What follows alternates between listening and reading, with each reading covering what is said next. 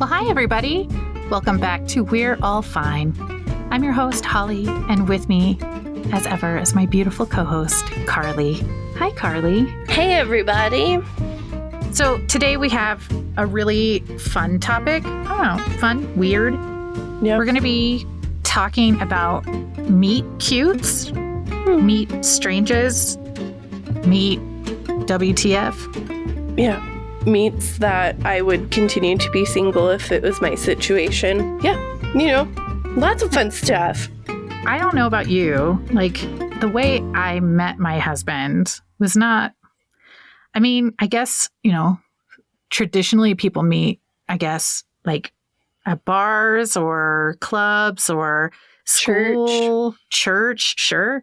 Like any of these things. Mine was in the smoking section of a Denny's at 2 a.m.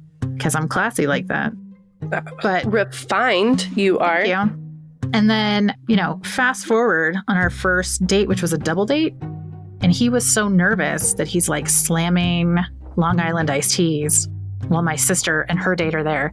And he gets to a point where he like orders another one. And they're huge. They're so huge, these Long Island iced teas. And we're at a pool hall. Again, classy. I don't want to brag, but super classy. And he gets this Long Island iced tea and he's drinking it. And that's when they do last call. So they're coming around and picking up drinks, but he's not done yet. So he starts sliding under the pool tables with his drink, screaming, "I'm not done yet. I'm not done yet." trying to finish his drink. And keep in mind, in this weird drunken stupor, he had also, like back in the day, people would like come into the clubs and restaurants and stuff and try and sell roses and stuff like that.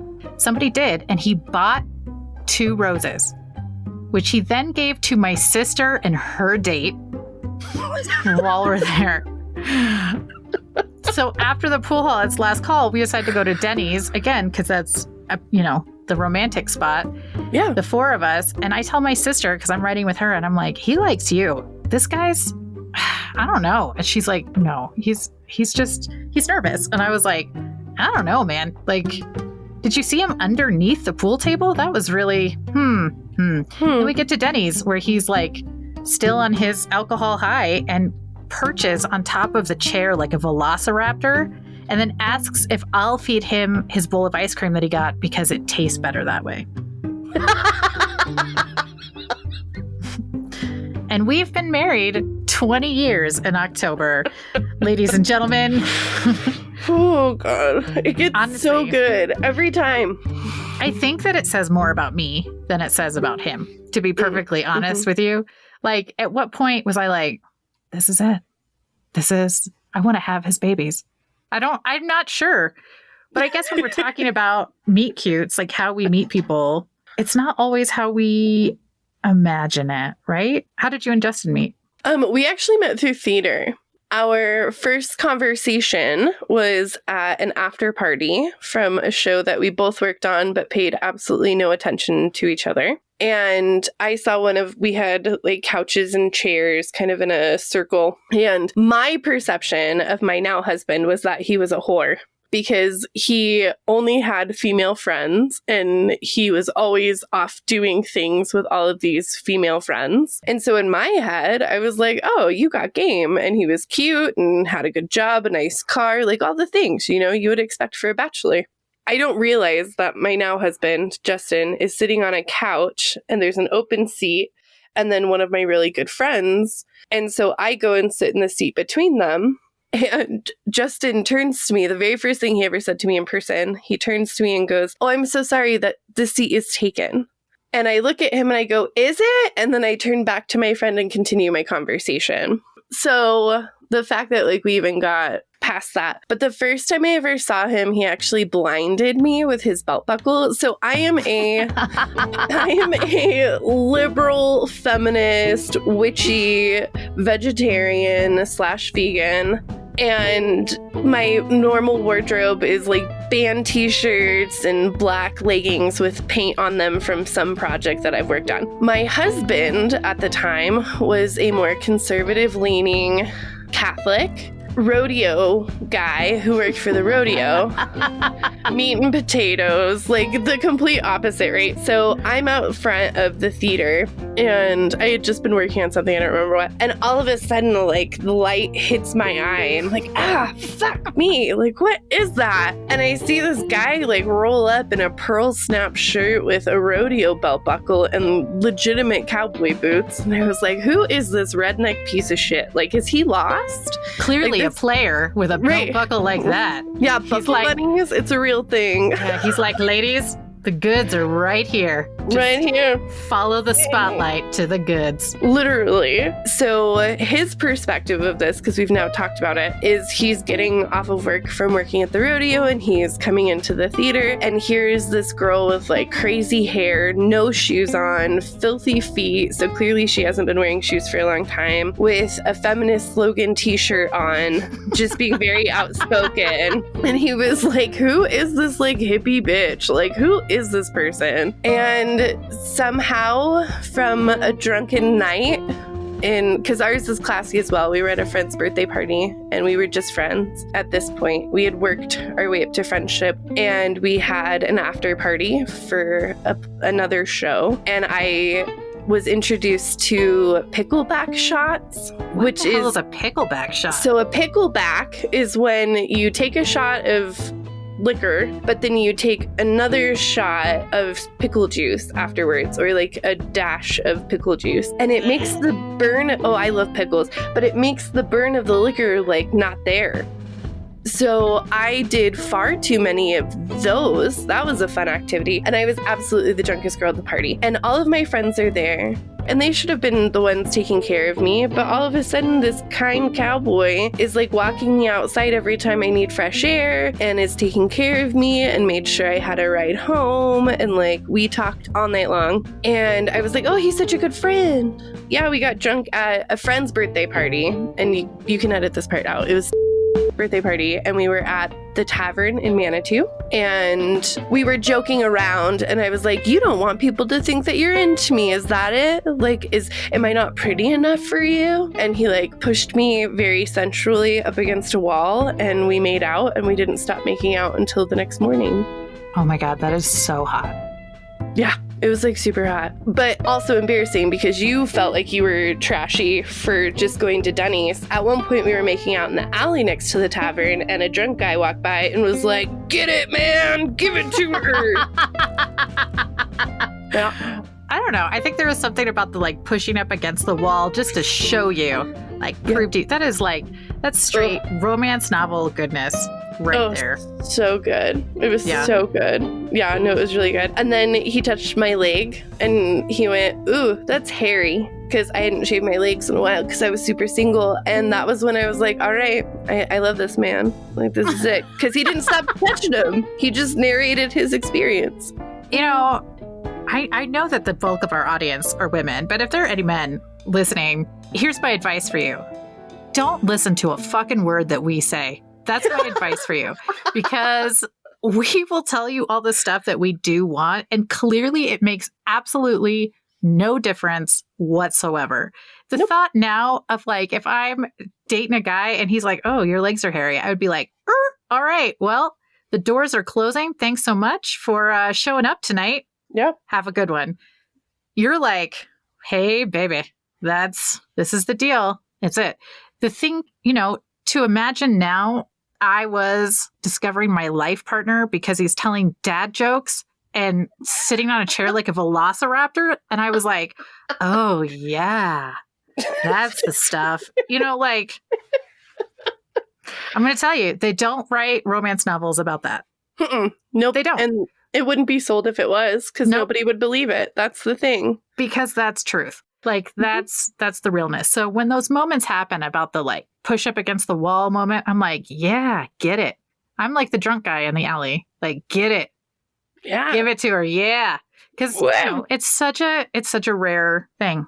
Yeah. No, it was marvelous. Like, I don't know. I just thought it was so cute when he rubbed my leg under my black leggings and was like, oh, that's hairy. But then kept touching him. And I was like, look at you.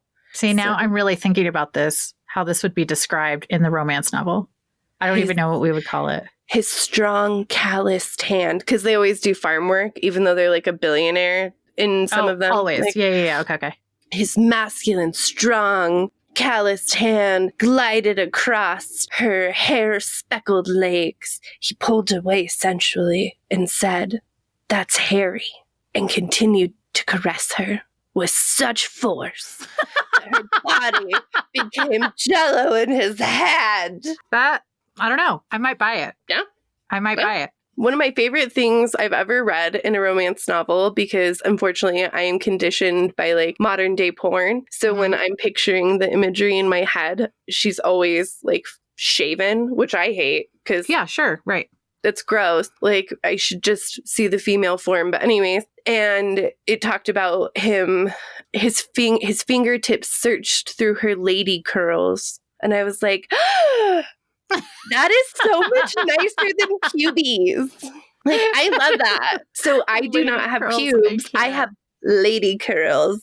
Oh my God. Okay. So then how do you, because I'm trying to figure out how I could write that sexy chapter for my husband who uses dad jokes as foreplay. So how does that, where it's like, so I asked him, make me a sandwich. And he got up close. I could feel his breath on my face. And he said, poof, you're a sandwich. His humor weakened her shield. All right. So this is real life where nothing is ever perfect. And that's kind of what we're going to be talking about is some people who have had some real interesting meetups that I don't know that you would write a novel about it. I don't know that it would be in any rom-com, but you know what? It's real life. It's real. So these are just real short. There's no descriptions on them, but I enjoyed some of these. 1, we met at a no pants party. Yep, neither of us are wearing pants. 7 years later, we're still together. 1, their friends are way funner than me. I have never been to a no pants party. I've never been to a no pants. So do you wear things around like your pink and like I would think so. Like it's got to be something else besides pants. Like it can be anything but pants. I mean, I kind of love that. I wish I still enjoyed parties because that sounds fun. But like, good for you. It reminds me of that German TV show where you get to see people naked. Oh, yeah. I remember you telling me about that. Yeah. Yeah. I found one and I thought it was really funny because this sound, like this is, everyone I feel like has gone through this. But my parents were set up as a practical joke by one of their friends. The friend told my mom to be nice to my dad because he had a crush on her, and told my dad to be kind likewise, all because he wanted to date my mom's best friend and needed a wingman and double date partner. They've been married for 45 years and happy. Aww. Right? Like some guy was just like, man, I really like that girl. Hey, you guys like each other. Don't say anything though. And then you know what? That's the way to do that. Got together. I know. I really thought that was sweet. Aww.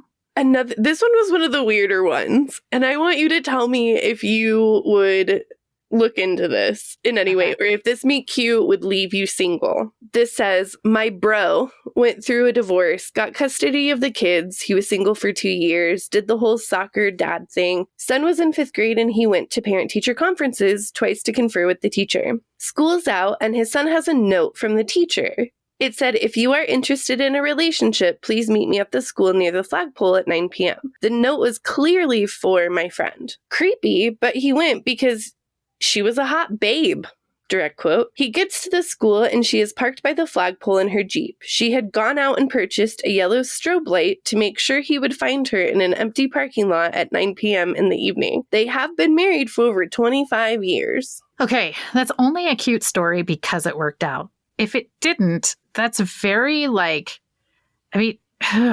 so inappropriate. You go out and purchase a yellow strobe. Like, I love that you're like, oh, it's the teacher to parent thing. And I'm like, yellow strobe light, the forethought that you were like, I got to get over to the Walmart real quick and find a strobe light that's battery operated because there's no way to plug it in. I got to make sure he can see me at the spot I told him to meet me at. And why would you tell him to a spot that's hard to find in the dark? I don't know. Maybe it's the thrill of it. Maybe it's at the school? Yeah, it was at the school by the flagpole. Ew. Yep. Yep. And that sounds like a DTF situation. Like she wasn't like, meet me by the flagpole so then we can go together to the Applebee's. Like that's not how that went down. No, she clearly is a woman who knows what she wants and wants to get it. Whoa. That sounded terrible. I didn't mean it like that. I meant like wants to get what she wants. That sounded... I got it. I'm picking up what you're putting down. I think that's the most fuckboy way I've ever said anything. And I didn't even mean it. I think I have puka shells on now all of a sudden, khaki shorts. Okay, just shake it off. Shake off the douche. Just shake it off. Okay, here, this will go ahead and take any of that off of you. Here you go. My folks met when they ran for cover in the same spot during a drive-by shooting. Wow. That's it. That's the end of the story. What else can you say during that one? I mean, that's... So I just went, like, is that a trauma bond? Or did they build, like, a healthy relationship? I mean, I guess it could still be a meet cute. Like, they dive together behind a parked vehicle, and they're like, oh, that smells nice. What are you wearing? Oh, it's from Victoria's Secret. So wow. When the fear left your eyes, I realized how beautiful they were. I'm Phil, by the way. Oh, hi, I'm Cheryl.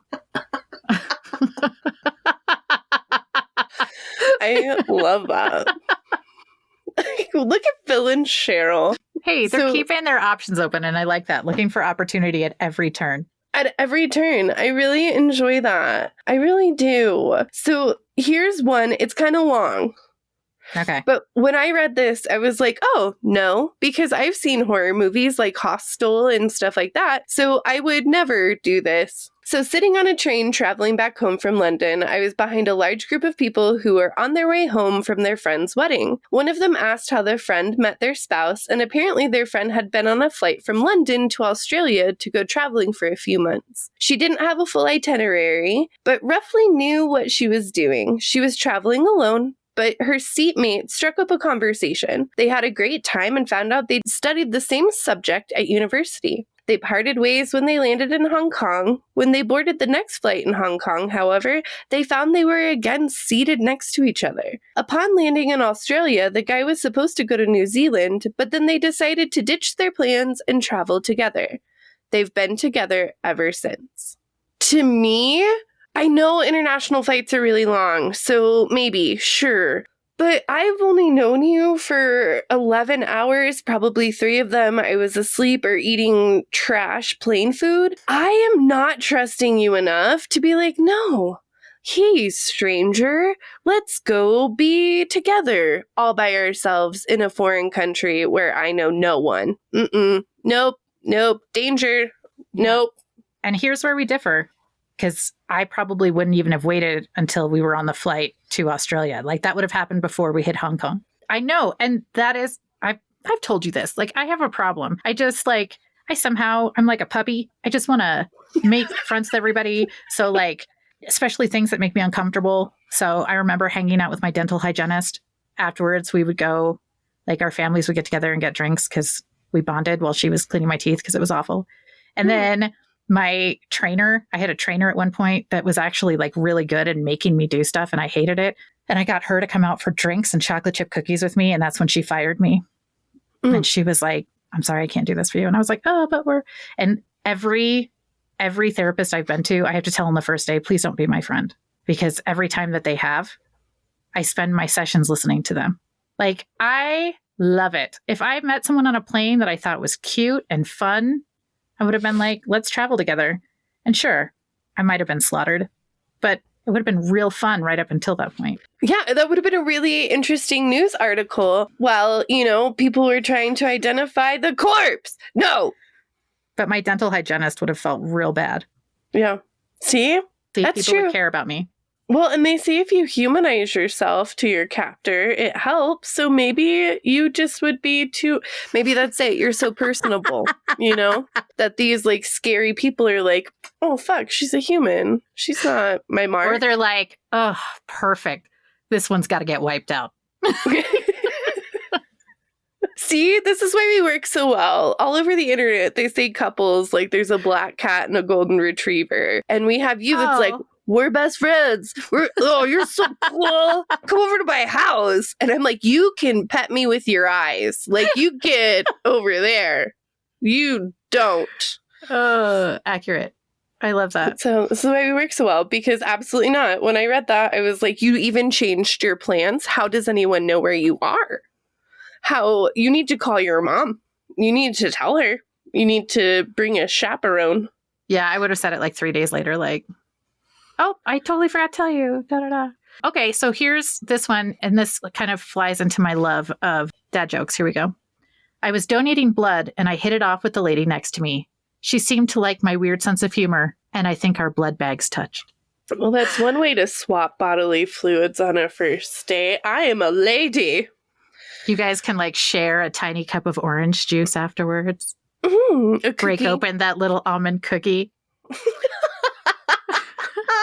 That's so funny. Cheers it together. I think it's cute. All right. How about this one? This one's actually really nice. We met at a homeless shelter. We hit it off, got back on our feet, got a place together, getting married. See, I love that. I love that. Being a work in progress with your partner and being like, just being so honest. You can't lie about your circumstance in that situation. So the love was pure and honest, because I don't like having a partner. That's what that says to me, is that it was a partnerhood. I mean, couldn't you say that too Partnership. about the people who hid together during the drive-by? Yeah. I mean, that's a Like little bit they- of a partnership. There's a little bit of a trauma bond there. But I mean, like, it's fine. It's so fine. sweet. It's so sweet. It's so cute. So this one I thought was really funny. It's probably this was my last one. But a girl was helping her friend, also a female, talk to some guy on Tinder. So the friend had matched with and set up a date with the fellow. And come the time, there's a lot of typos. I'm trying to like cover up this person's typos. And then the time came for when they were supposed to meet. And the friend backed out. So the girl that was helping originally thought he was too cute to let go. And so she went herself and sat at a table near the guy and pretended that she was also being stood up. And they got to talking, and they've been married now for 5 years. I mean, cute, but when did she tell him that, like, actually, I completely lied to you? In fact, our entire relationship, the foundation is built on a wall of lies. I love how you're against this one, and I'm like, oh my God, girl, you got game. So cute. But I mean, if she told him that night or even a week later or a month into it, it would make me think it was super cute. If it was that night, I would have been like, okay, I get it. You were trying to check me out, make sure I was like cool. But a month later, I would have been like, what else have you lied to me about? What's your real name? Well, I mean, she would know, or like, well, that's true. He wouldn't know because they didn't match on Tinder. I don't know. I think it's cute. I think it's so cute. Like, ooh, he's super cute and you don't like him. So guess what I'm going to do? Hey, stranger at a bar. I too was stood up. Did she get a yellow strobe light to have at the table with her just in case? I don't know. I've heard if you're a woman who knows what she wants, you put a yellow strobe light right where you want him to come. Oh. I wouldn't do that. It's probably better than a black light. Okay. Well, guys, thanks for joining us today. Oh, God, I'm so embarrassed. Thanks for joining us today, everybody. That was a great finish. Stop it. Please. We'd love to hear what you think. Maybe. I don't know at this point. Maybe. But you know what? We'd share some of your thoughts. You guys can leave us comments anywhere that you listen to podcasts, or feel free to email us at we'reallfinepodcast@gmail.com. You can also check us out on all of the socials. Remember, guys, no matter how you meet them or how it ends up, we're all fine. Have a great week, everybody. We love you. Bye.